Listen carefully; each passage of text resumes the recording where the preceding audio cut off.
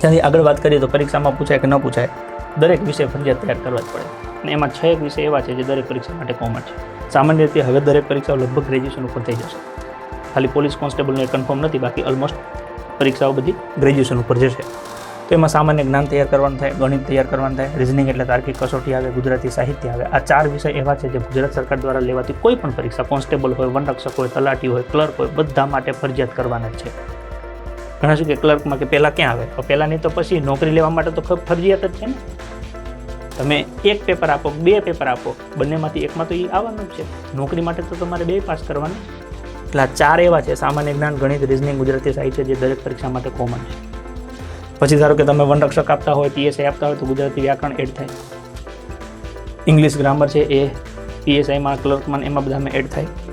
એટલે in short તમે આ 6 વિષય કરી લો ને, તો જો તમારું કોન્સ્ટેબલ આવી ગયું, એએસઆઈ પીએસઆઈ આવી ગયું, વનરક્ષક આવી ગયું, તલાટી, junior clerk, senior clerk, UGVCL, DGVCL, PGVCL, MGVCL, 80% ઉપર ભરતી આ 6 વિષયમાં આવી ગઈ.